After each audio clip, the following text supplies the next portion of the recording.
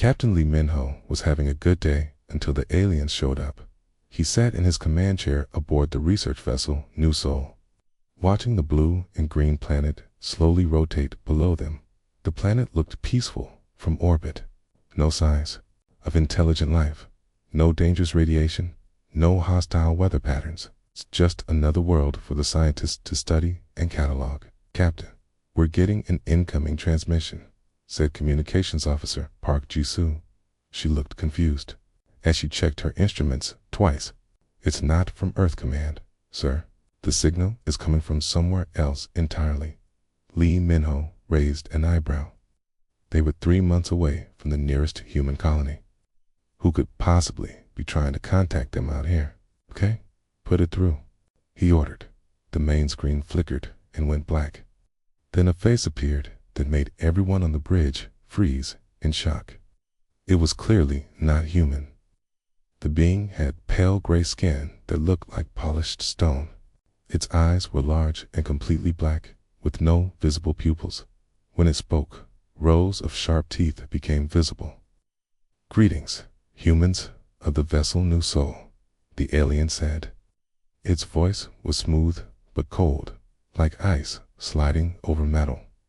"I am Thane Corvus, diplomatic envoy of the Valaxian Empire. We bring you an important message." The bridge crew exchanged nervous glances. First contact with the alien species was supposed to be a carefully planned event, with diplomats and scientists and proper protocols. It's not something that happened to a research ship in the middle of nowhere. "This is Captain Lee Minho," he replied, trying to keep his voice steady. "We're honored by your contact, Thane Corvus. How can we help you?" The alien's expression did not change. "You cannot help us, human. We are here to help you. Your species has been observed for some time. Now we have watched your expansion into space, your technology, your methods of warfare.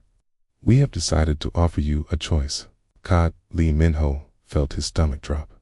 The way Thane Corvus said choice made it sound like there was only one correct answer. "What kind of choice?" he asked. "Your species seeks to join the greater galactic community," Thane Corvus continued. "There are rules for this, ancient laws, that all civilized species must follow. Before a new species can be accepted, they must prove their worth." Another alien appeared on the screen behind Thane Corvus. One was smaller, but looked even more dangerous. Its skin was covered in what looked like natural armor plates. "This is my aide Celix," Thane Corvus said, without looking back. "He will explain the terms of your trial." Celix stepped forward and spoke in a voice that sounded like grinding metal. "The trial is simple. Each species must send their greatest warrior to compete in single combat. The winners people gain full membership in the Galactic Confederation. The losers people are marked as a lesser species and forbidden from expanding beyond their home system." The bridge fell completely silent. Lee Minho could hear his own heartbeat in his ears. "And if we refuse to participate?" Kay asked. He already suspected the answer. "Refusal is considered the same as defeat," Thane Corvus said.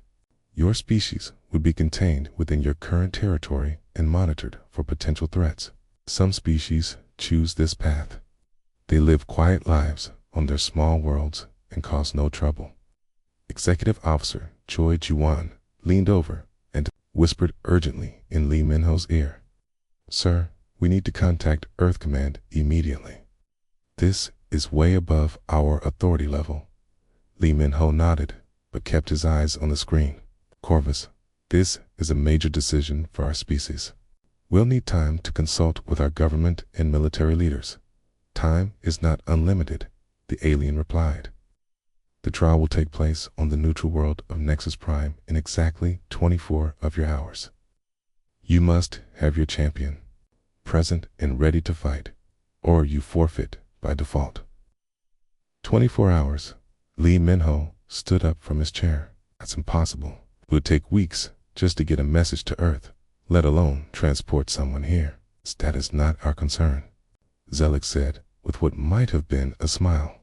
"We have already summoned our champion.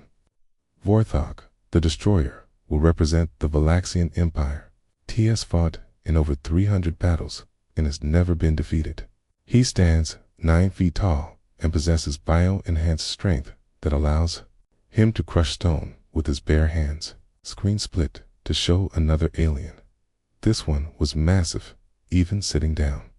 Its body was covered in thick, chitinous armor that looked like it had grown naturally from its skin. When it moved, muscles rippled visibly beneath the armor plates. Its face was hidden behind a mask, but its eyes glowed red in the darkness. "This is your opposition," Thane Corva said. "Choose your warrior wisely." The transmission ended, leaving the bridge crew staring at a blank screen. For a long moment, nobody spoke.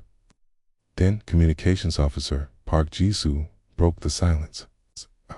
"Should I try to contact Earth Command?" "Yes, immediately," Lee Minho said. "Send everything we just recorded. Mark it Priority 1 and route it through every relay station between here and Earth." Chief Science Officer Dr. Yoon Sung-ho looked up from his tablet. "Captain, I've been running calculations. Even if Earth Command responds immediately and dispatches their fastest ship, it would take at least 36 hours to reach us. We don't have that much time. Then what are our options?" Lee Min-ho asked, though he was afraid he already knew. "We have a small complement of security personnel on board," Choi Ji-won said slowly. "Marines assigned to protect the science teams during planetary surveys, but they're not elite soldiers. They're just regular infantry." "How many?" 12, sir. Led by Staff Sergeant Kim Sun-woo. Lee Min-ho closed his eyes and rubbed his temples. 12 Marines against a 9-foot-tall alien champion who had never lost a fight. It was not exactly inspiring odds. "There's something else, sir," Dr. Yoon Sung-ho said quietly. "According to the long-range sensors, there are already dozens of ships gathering near Nexus Prime. Word of this challenge has spread throughout the galaxy. This isn't just about us anymore. Every major species will be watching to see what humans are made of." "Wonderful," Lee Min-ho muttered. "No pressure at all." He looked around the bridge at his crew. These were good people, scientists and explorers who had signed up to study distant worlds and make peaceful contact with new species. None of them had expected to be thrown into an intergalactic trial by combat. "All right," he said finally, "get me Staff Sergeant Kim Sun-woo. If we're going to do this, we need to know exactly what we're working with." As the crew hurried to carry out his orders, Lee Min-ho stared out at the stars and wondered if he was about to make the decision that would doom humanity to permanent isolation among the cosmos. The clock was ticking. And somewhere out there, Vorthok, the destroyer, was waiting. Staff Sergeant Kim Sun-woo arrived on the bridge 15 minutes later, looking every bit the professional soldier. His uniform was crisp, his posture straight, and his expression serious. Behind him walked 11 other Marines, all standing at attention. Captain Lee Min-ho looked them over carefully. They were good soldiers, he could tell. But they were also young, and none of them looked like they could face down a 9-foot alien monster and live to tell about it. "Sergeant Kim, I need to ask you a difficult question," Lee Min-ho began. "Among your Marines, who would you choose to represent humanity in single combat against an alien champion?" Kim Sun-woo did not hesitate. "With respect, sir, none of them. These are good soldiers, but they're trained for team operations and security work. What you're describing sounds like you need someone with serious combat experience. We don't have anyone else," Executive Officer Choi Ji-won said quietly. "It's your Marines or nobody." Kim Sun-woo frowned and looked back at his men. "Actually, sir, there might be one other option, but you're not going to like it." "At this point, I'm willing to consider anything," Lee Min-ho said. "There's another Marine on board. Marine Corporal Kim Do-yan is currently in the brig." "The brig?" Lee Min-ho raised an eyebrow. "What did he do?" Kim Sun-woo looked uncomfortable. "He started a fight in the recreation area last night, sir, with 3 other Marines. and he won. He fought 3 Marines at once and won. Dr. Yoon Sung-ho asked in surprise. Yes, sir. Do-yeon is what we call a natural fighter. He's been in the course for 6 years, mostly in combat zones, urban warfare specialist, close quarters combat expert, and completely fearless. Also, completely undisciplined when he's off duty. Lee Min-ho rubbed his chin thoughtfully. Why is he in the brig instead of leading a squad? Because he can't follow orders that don't involve fighting, sir. Great soldier in combat, terrible soldier everywhere else. Last night was his idea of celebrating the end of our survey mission. He got drunk. Another Marine made a joke about his hometown, and things went downhill from there. How drunk, Doctor? Yoon Sung-ho asked. Very drunk, sir. He's probably still sleeping it off. Captain Lee Min-ho looked around the bridge. His crew was staring at him with a mixture of hope and concern. The idea of sending a hungover Marine to represent humanity was not exactly inspiring confidence. Let me see him, Lee Min-ho decided. 10 minutes later, they stood outside the brig looking through the transparent door at Marine Corporal Kim Do-yoon. He was sprawled on a narrow cot, still wearing his civilian clothes from the night before. His black hair was messy, his face was pale, and he was snoring loudly. He doesn't look very impressive, Choi Gi-won whispered. Looks can be deceiving. Kim Sun-woo replied. Watch this. He banged loudly on the door. Do-yeon's eyes snapped open instantly. In one smooth motion, he rolled off the cot and landed in a combat crouch, his hands already positioned to fight or defend. His eyes scanned the room for threats before focusing on the people outside his cell. Sergeant Kim. Do-yeon's voice was rough and dry. What time is it? My head feels like someone used it for target practice. It's 1400 hours, Corporal. You've been asleep for 16 hours. Do-yeon slowly stood up and immediately grabbed his head with both hands. Oh, that was a mistake. Everything is spinning. Did I really fight 3 guys last night, or was that a dream? It really happened, Kim Sun-woo said. And now we need to talk to you about something important. They brought Do-yeon to the medical bay first. Ship's medical officer, Dr. Park So-young, examined him while Captain Lee Min-ho explained the situation, occasionally wincing when his headache spiked. So let me understand this correctly, Do-yeon said when the captain finished. Aliens showed up and challenged humanity to single combat. If we lose, we're stuck in our home system forever. If we win, we get to join their space club. And you want me to be our champion because I'm the only person on this ship with serious fighting experience. That's correct, Lee Min-ho said. Okay. I have to fight a 9-foot-tall alien monster who has never lost a battle. Also, correct. Do-yeon was quiet for a moment. Then he looked up at Dr. Park So-young. Doc, how long until this hangover goes away? With proper hydration and rest, you should be feeling mostly normal in about 6 hours, she replied. How long until we reach this Nexus Prime place? 18 hours, Captain Lee Min-ho answered. Do-yeon nodded slowly. Okay, I'll do it, everyone. And the medical bay stared at him, just like that. Choi Gi-won asked, You're not going to ask about the aliens' weapons, or the rules of combat, or what happens if you lose? Do-yeon shrugged, then immediately regretted the motion as it made his headache worse. Okay. Look, I've been in fights where I was outnumbered, outgunned, and had no idea what I was doing. This doesn't sound much different. Besides, what's the alternative? Send one of the science guys. Dr. Park So-young began setting up an IV drip. I can give you fluids and vitamins to help with the hangover, but I can't make you completely ready for combat in 18 hours. Doc, I've fought in worse condition than this, Do-yeon said as she inserted the needle. One time in Kandahar, I had food poisoning and a broken rib, and I still had to clear 3 buildings full of hostiles. At least this time, it's just one guy, One 9-foot-tall alien guy with bio-enhanced strength, Kim Sun-woo, pointed out. Details, Doyen replied with a weak grin.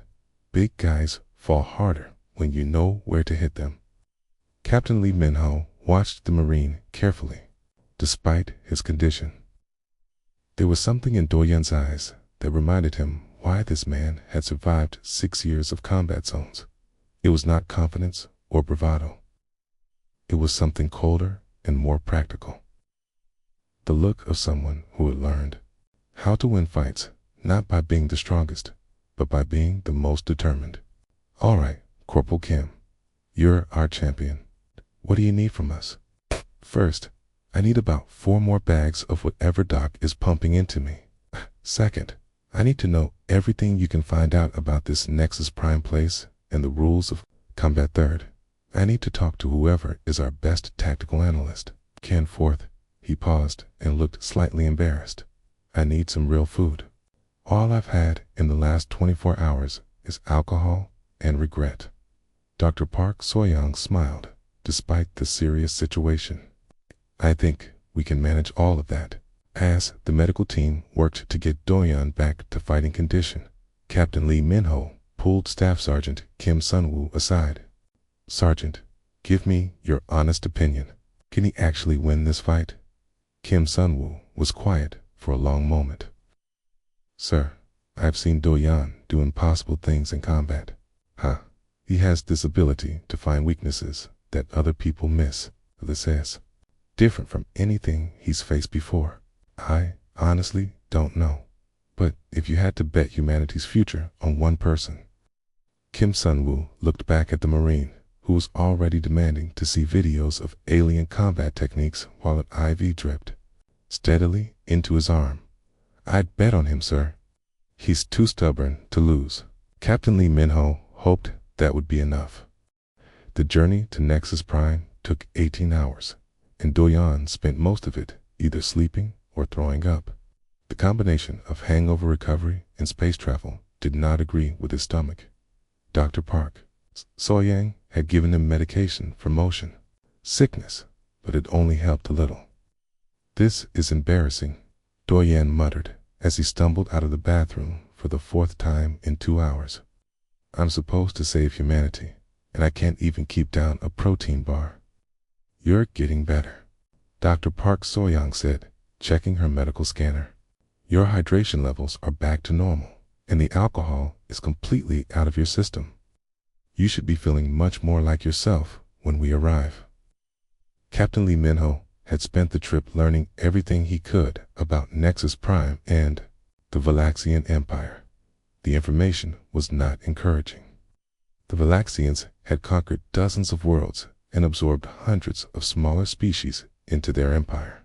They were known for their brutal efficiency and their belief that strength was the only thing that mattered in the universe. Captain, we're approaching Nexus Prime, announced Navigation Officer Han Ji-sung from the bridge. Lee Min-ho made his way to the main view screen and felt his breath catch in his throat. Nexus Prime was unlike anything he had ever seen. The planet was covered in massive structures that reached up into the atmosphere. Ships from dozens of different species were in orbit around the world, some so large they looked like small moons. Many ships are out there, he asked. One count 47 vessels, sir, Han Ji-sung replied, and more are arriving every hour. Word of this challenge has spread throughout the galaxy. Wonderful, Lee Min-ho said quietly. No pressure at all. As their ship approached the planet, they received docking instructions from an automated system. The voice that spoke to them was pleasant, but clearly artificial. Welcome to Nexus Prime, neutral world of the Galactic Confederation. Cleared for landing at Arena Complex 7. Please note that all weapons larger than personal defense items are forbidden on the surface. Combat participants are permitted standard equipment only. The landing was smooth, but stepping out of the ship was overwhelming. The air on Nexus Prime was breathable, but thick, and gravity was slightly heavier than Earth normal. The sky was a deep purple color. and 2 small moons were visible, even in daylight. But what really caught their attention were the other beings. Walking around the landing area, there were aliens of every shape and size imaginable. Some walked on 2 legs like humans, others on 4 or 6 or 8. Some had skin, others had scales or fur or what looked like living metal. A few floated in the air without any visible means of support. Du Haiyan, who was finally starting to feel human again, looked around with interest rather than fear. "Well, this is different from Kandahar," he said. A group of tall, thin aliens approached them. Their leader wore what appeared to be an official uniform and carried a device that translated his words into perfect English. "Greetings, humans of Earth. I am Coordinator Vex, Administrator of Arena Complex 7. You are here for the challenge issued by the Valaxian Empire, correct?" "That's right," Captain Lee Minho replied. "I'm Captain Lee Minho, and this is our champion, Marine Corporal Kim Do-Yan." Coordinator Vex looked at Do-Yan with what might have been surprise. The alien's large eyes blinked twice before he spoke again. "This is your greatest warrior." His appears rather small for a champion. "Appearances can be deceiving," Do-Yan said calmly. "I found that the biggest guy in the room isn't always the most dangerous one." Coordinator Vex made a note on his device. "Very well. Please, follow me. The trials will begin in 6 of your hours. First, you must meet with the arena judge to learn the rules. Then, both champions will have time to prepare." They were led through the complex toward the main arena. The building was enormous, rising hundreds of feet into the purple sky. As they walked, they passed viewing areas where thousands of aliens were gathering to watch the upcoming battle. "Look at them all," Dr. Park So-Young whispered.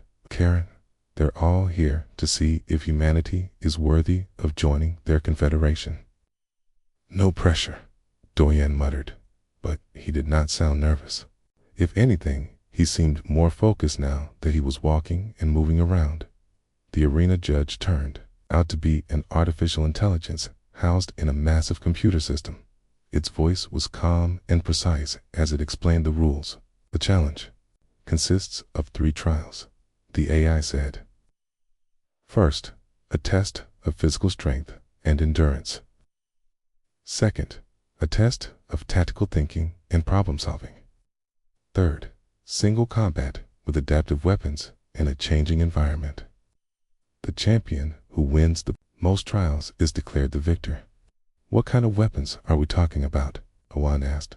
"Energy weapons, projectile weapons, and close combat weapons will be provided. The environment will change during combat to test adaptability. No outside assistance is permitted once the trials begin." "Fair enough," Do-Yan said. "When do I get to see this 4th Hawk character I'm supposed to fight?" "The Valaxian champion is currently in the preparation chambers.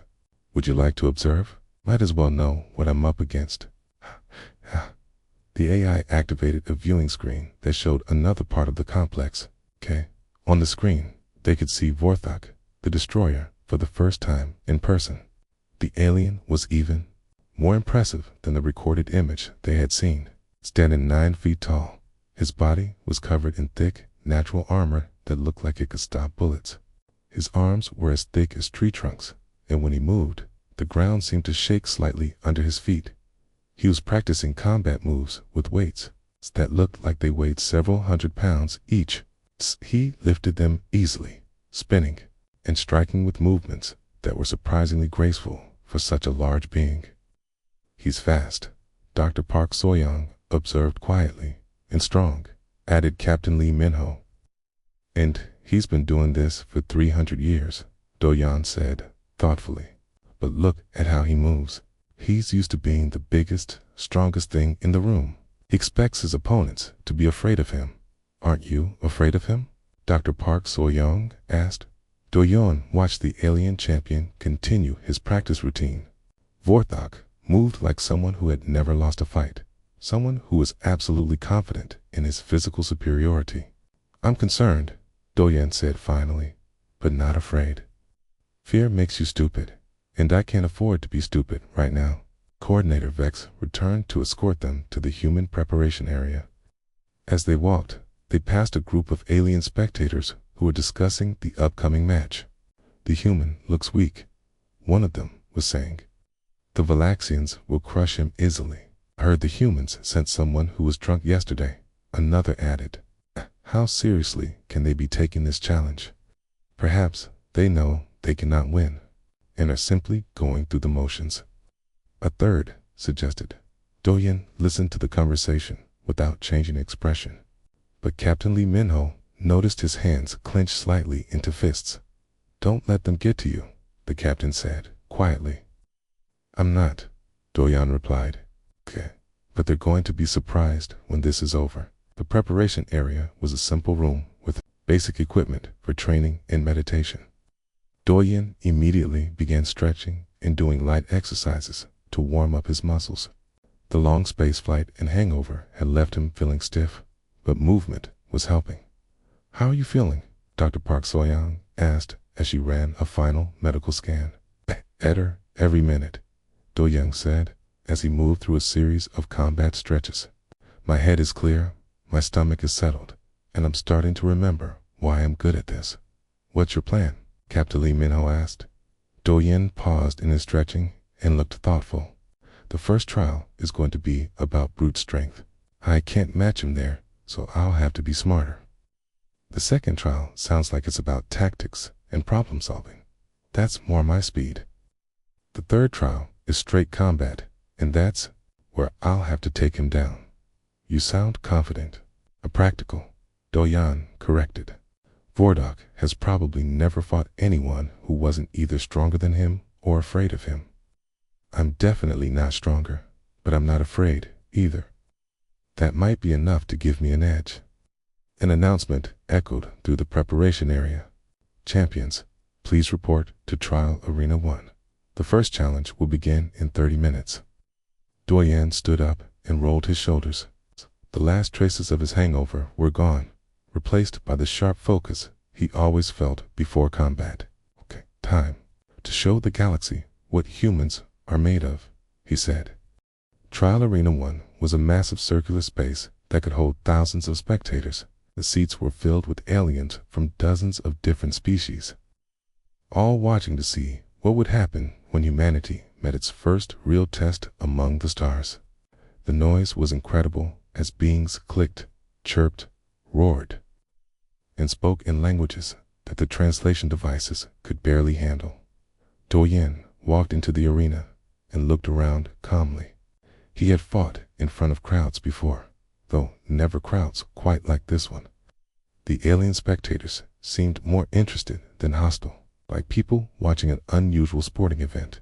Vorthok entered from the opposite side of the arena, and the crowd noise doubled. The Valaxian champion was even more impressive in person. His armor-plated skin gleamed under the bright arena lights, and his red eyes glowed behind his battle mask. When he walked, each step made a heavy, thudding sound that echoed throughout the space. "Citizens of the galaxy," announced the arena judge's voice from speakers around the arena. "Welcome to the trial of worth between the species known as humans and the Valaxian Empire. The first challenge tests physical strength and endurance." The arena floor began to change. Massive stone blocks rose from hidden panels, each one easily weighing several tons. They formed an obstacle course that stretched across the entire arena floor. Some blocks had to be pushed, others lifted, others moved along complex paths. Each champion must move all assigned blocks to their designated positions. The arena judge continued. "The champion who completes the course fastest wins the first trial." Taeyeon looked at the stone blocks and did some quick mental calculations. Each block was roughly the size of a small car and probably weighed about the same. Vorthok could likely pick them up and carry them. Do-yeon would have to find another way. "Champions, take your positions." Vorthok moved to his starting point with confidence. He flexed his massive arms and the crowd cheered. Several alien bookmakers in the stands were shouting odds. From what Do-yeon could understand through the translation devices, they were offering 50-1 odds against the human. "Begin," announced the arena judge. Vorthok immediately grabbed the first stone block and lifted it over his head. The crowd gasped as he carried it 20 meters to its designated position, like it weighed nothing at all. His bio-enhanced muscles rippled under his armor as he set it down and moved to the second block. Do-yeon took a completely different approach.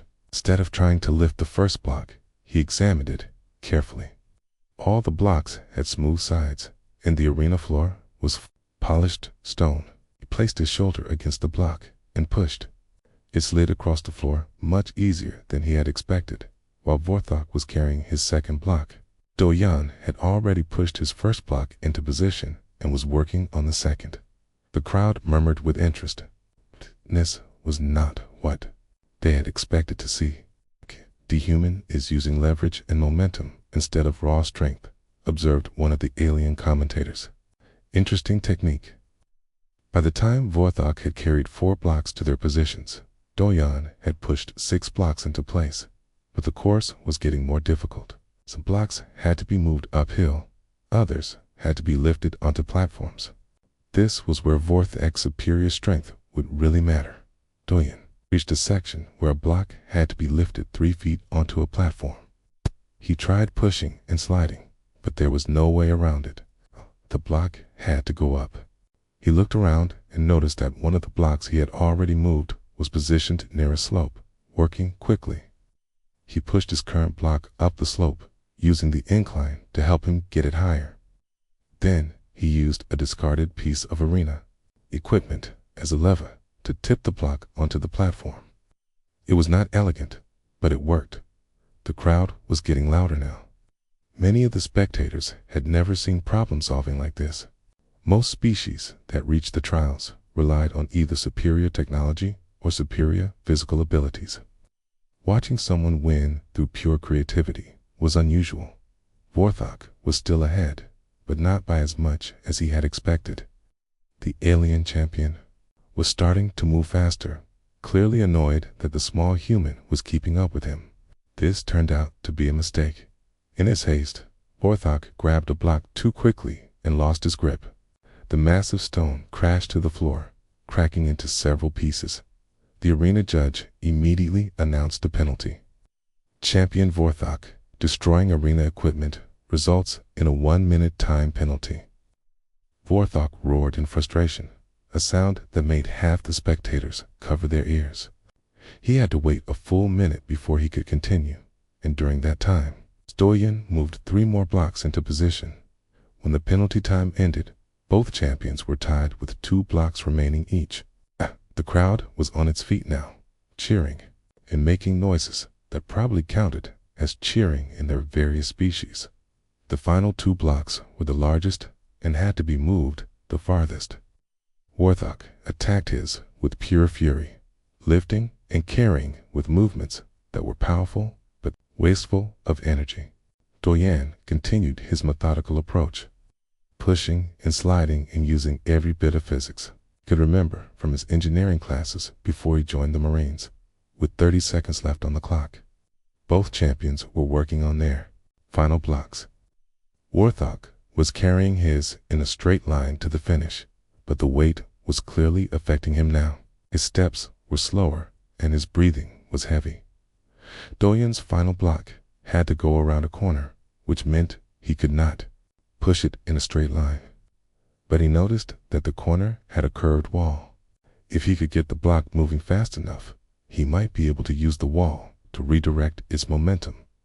It was a desperate plan, but it was the only chance he had. Do-yeon got behind his block and pushed as hard as he could, running along behind it as it slid across the floor. Just before it hit the wall, he threw his whole body weight behind it. The block hit the curved wall and bounced perfectly around the corner, sliding the last 10 meters to the finish line under its own momentum. Do-yeon crossed the finish line 3 seconds before Vorthok. The arena fell completely silent for a moment. Then the crowd exploded in noise unlike anything the arena had ever heard. Aliens were jumping up and down, or doing whatever passed for jumping in their species. Upset was so incredible that many spectators could not believe what they had just seen. Winner of the first trial, champion Kim Do-yeon, representing the human species, announced the arena judge. In the viewing area reserved for important dignitaries. Tane Corvus turned to his aide Zelix with an expression that might have been concern. The human fought differently than expected, Zelix observed. Yes, Thane Corvus replied slowly. Most species try to match our strength with strength. This one used intelligence instead. Should we be worried? Thane Corvus watched as Do-yeon walked calmly off the arena floor, barely breathing hard despite the intense physical challenge. The human did not celebrate or show off for the crowd. He simply nodded to acknowledge their cheers and headed for the preparation area. Perhaps, Thane Corvus said quietly, inform our champion that the human may be more dangerous than we initially calculated. Back in the human preparation area, Dr. Park So-young was checking Do-yeon for injuries, while Captain Lee Min-ho tried to process what had just happened. You won, the captain said, as if he could not quite believe it. I won the first trial, Do-yeon corrected, accepting a bottle of water from Dr. Park So-young. There are still 2 more to go. And now, Vorthok knows I'm not going to fight the way he expects. How are you feeling? Dr. Park So-young asked. Good, Do-yeon replied, and he meant it. The physical exercise had cleared the last traces of stiffness from his system. His mind was sharp and focused. Most importantly, he had proven to himself that he could compete with the alien champion. What's the second trial going to be like? Captain Lee Min-ho asked. Tactical thinking and problem solving, Do-yeon said. That should be interesting. Vorthok has probably never had to think his way out of a problem before. He's used to solving everything with strength. An announcement echoed through the preparation area. It's 1-hour rest period before trial 2 begins. Champions, please use this time to prepare. Do-yeon sat down and closed his eyes, not to sleep, but to think. He had surprised Vorthok once, but it would not work again. The alien champion would be ready for creative tactics in the second trial. That was fine. Do-yeon had spent 6 years learning to adapt to new situations quickly. The galaxy was about to find out just how adaptable humans could be. The second trial took place in a different arena, one filled with a 3-dimensional maze that stretched from floor to ceiling. Structure was made of metal and energy barriers, creating a complex puzzle that changed every few minutes. Red lights marked deadly traps, while blue lights showed safe zones that champions could use to rest and plan their next moves. The second trial tests tactical thinking and adaptability, announced the arena judge. Each champion must navigate the maze and reach the center platform. The maze will change configuration every 5 minutes. Touching a red barrier results in painful but non-lethal energy discharge. First champion to reach the center wins. Do-yeon studied the maze carefully. It was like a giant 3-dimensional chess game with multiple levels connected by ramps and bridges. Some paths were obvious, others were hidden. The constantly changing nature meant that memorizing a route would not work. Vorthok approached the maze differently. The alien champion seemed annoyed by the complexity. He was used to problems that could be solved with strength and aggression. This required patience and planning, neither of which were his strong points. Champions, begin, announced the arena judge. Vorthok immediately charged into the maze, taking the most direct route toward the center. His plan seemed to be to power through before the maze could change too much. It was not a bad strategy, but it was predictable. Do-yeon took a moment to observe before moving. He watched how the maze shifted, looking for patterns. Every change seemed random at first, but there was an underlying logic to it. Certain sections moved in predictable ways, while others were truly random. While Vorthok was forcing his way through energy barriers and triggering traps, Tien found a maintenance shaft that ran along the outer edge of the maze. It was not intended for the champions to use, but the rules had not specifically forbidden it. The crowd watched in fascination as the human crawled through spaces that were barely large enough for his body. Meanwhile, Vorthok was making steady progress through the main passages, but each energy discharge was slowing him down and draining his strength. "The human is using unconventional tactics again," observed one of the alien commentators. "He treats this like an infiltration mission rather than a direct assault." Doyan reached a point where he could see the center platform. There were 3 possible routes from his current position, but 2 of them would put him directly in Vortek's path. The third route required climbing up to levels and then dropping down through what looked like a ventilation shaft. As he climbed, the maze shifted again. Several of the passages that Vorthok had been using disappeared, forcing the alien champion to backtrack. Stoyan's route remained open, either by luck or because the maze designers had not expected anyone to use it. Vorthok roared in frustration as he hit another energy barrier. The alien was strong enough to push through the barriers, but each one hurt and slowed him down. He was starting to realize that brute force was not going to win this trial. Doyan dropped down through the ventilation shaft and found himself on the level just below the center platform. He could hear Vorthok crashing through barriers somewhere above him. This alien was close, but he was also tired and angry. The final section was a straight corridor with no alternate routes. Both champions would have to face the same obstacles. Doyan waited until he heard Vorthok approaching from the other direction. Ken made his move. The corridor was filled with rotating energy beams that moved in complex patterns. The only way through was to time the movements perfectly and slip between the beams. Vorthok tried to charge through and was immediately hit by 3 different energy discharges. The pain and shocks sent him stumbling backward. Doyan watched the pattern for 30 seconds, then moved. He slipped through the corridor like a ghost, ducking under some beams and rolling under others. His years of urban warfare training had taught him how to move through tight spaces under pressure. He reached the center platform 15 seconds before Vorthok managed to force his way through the energy beams. The crowd erupted in cheers that could probably be heard on the other side of the planet. Winner of the second trial, champion Kim Doyan, representing the human species, announced the arena judge. The score was now 2-0 in favor of humanity. In the VIP section, Thane Corvus was no longer trying to hide his concern. The alien diplomat spoke urgently with several other Valaxian officials. This was not going according to plan.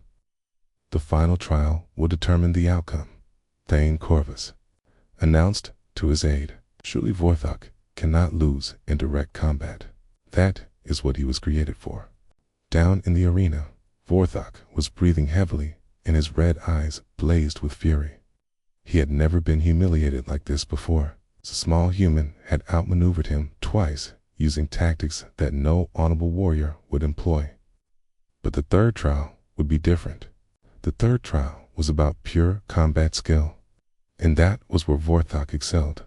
The final arena was designed to look like a ruined city. Its buildings, vehicles, and debris were scattered across the floor, creating cover and obstacles. Weapon racks were positioned throughout the area, containing energy rifles, projectile weapons, and close combat gear. "The third and final trial is single combat with adaptive weapons," announced the arena judge.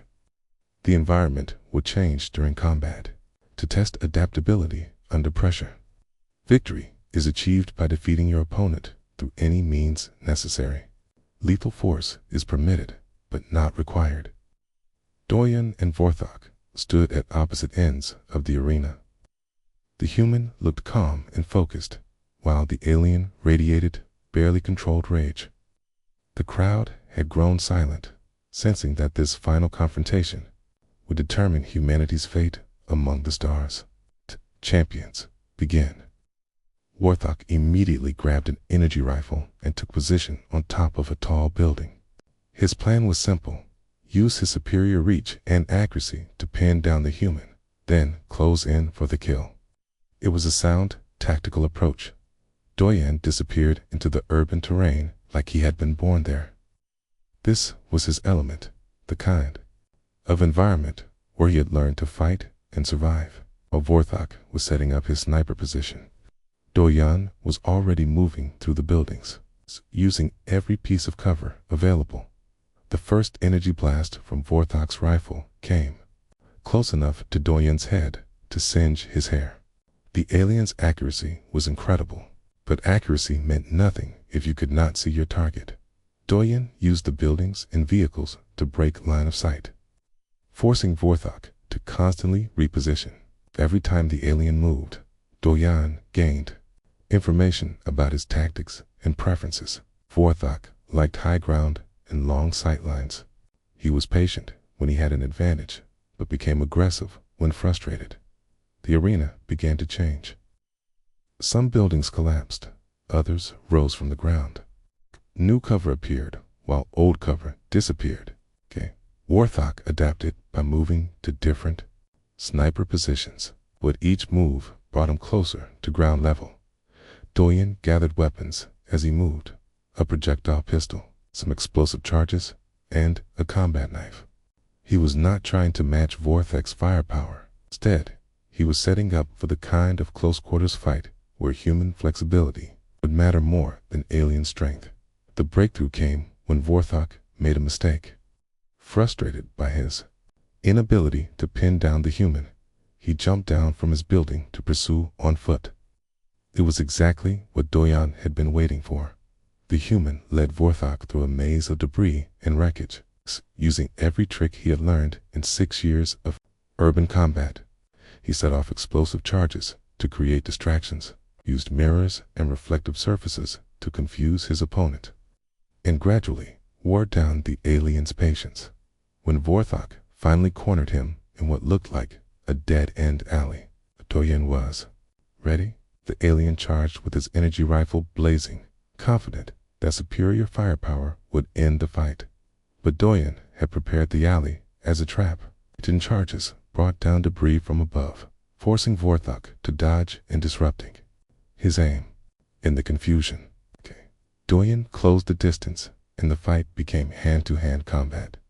This was where the real difference between the species became clear. Vorthok was stronger and had longer reach, but he had spent 300 years fighting opponents who were either afraid of him or tried to match his strength. Doyen fought like a human, dirty, unpredictable, and absolutely refusing to give up. The Marine used Vorthok's own momentum against him, tripping the larger alien and using leverage to throw him into walls and debris.